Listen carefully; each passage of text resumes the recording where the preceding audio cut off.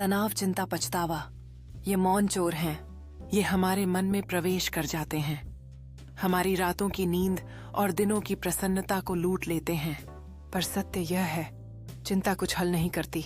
अनेक लोग अपने जीवन के श्रेष्ठ वर्ष ऐसे ही बिता देते हैं, जीवित पर वास्तव में जीते नहीं।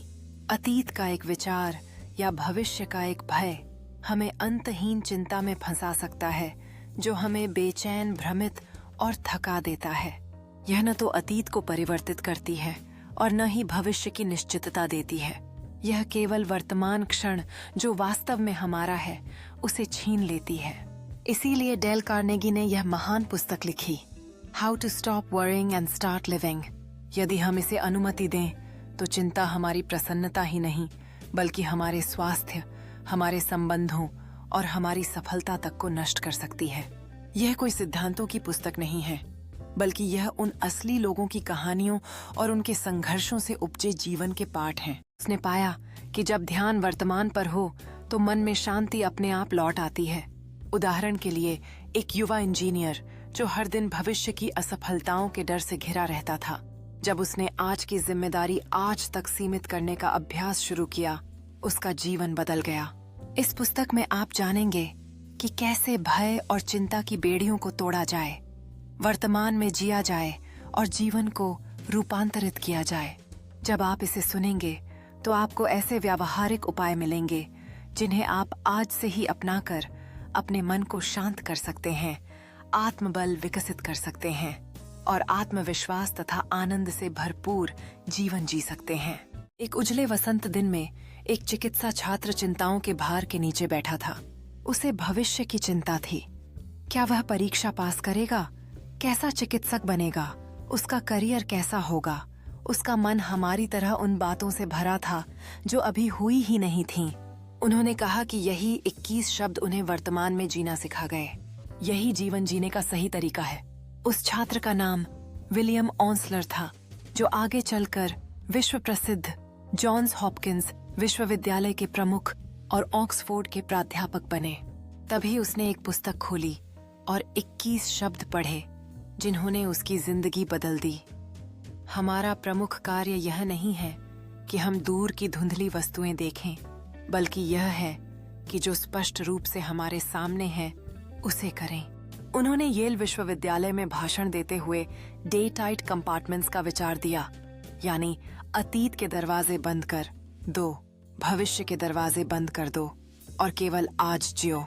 उन्होंने कहा, जीवन को एक समय में एक कण की तरह जीना चाहिए, जैसे रेत का हर कण धीरे धीरे गिरता है।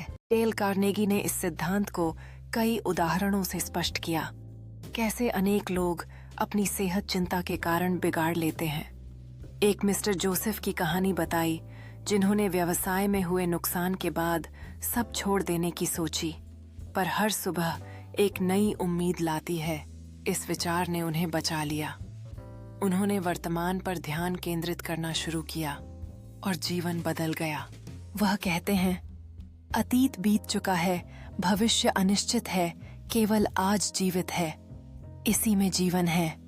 वर्तमान में पूर्ण रूप से जियो। एनी लुइस की कहानी दिखाती है कि कैसे घर के काम और चिंता ने उन्हें थका दिया, लेकिन अपनी बेटी को मुस्कुराते हुए कपड़े तह करते देख उन्होंने सीखा, जीवन के सभी कामों को एक साथ नहीं निपटाया जा सकता। हर दिन के कार्य को उसी दिन समाप्त करो, तभी शांति मिलती है। समय महान चिकित्सक है। यह मार्था विल्सन की कथा सिखाती है। चिंता समय के साथ घटती जाती है, यदि हम उसे ध्यान देना बंद करें। चिंता छोड़ो, आज में जियो। अंत में 5 उपाय बताए गए हैं। लक्ष्य और उत्साह से जीना पड़ने की आदत रखना, शरीर को सक्रिय रखना, विश्राम लेना और याद रखना कि समय सब कुछ ठीक कर देता है। उसने अपनी संपत्ति दान में लगाई, विद्यालयों और पुस्तकालयों की स्थापना की और असंख्य लोगों का जीवन बदल दिया। उन्होंने यह पाया कि केवल धन से शांति नहीं प्राप्त की जा सकती। एंड्रयू कार्नेगी की कहानी दर्शाती है कि चिंता ने उसे लगभग टूटने की कगार पर पहुंचा दिया था, पर उसने सीख लिया कि स्वास्थ्य पर ध्यान देना और दूसरों के लिए कुछ करना ही जीवन का वास्तविक अर्थ है। एंड्रयू कार्नेगी जिन्हें एक समय बताया गया था कि उनका स्वास्थ्य लंबे समय तक साथ नहीं देगा, 83 वर्ष की आयु तक जीवित रहे। लेकिन जब धन का उपयोग दूसरों की सेवा में किया जाता है तो यह शरीर और आत्मा दोनों को सशक्त कर सकता है।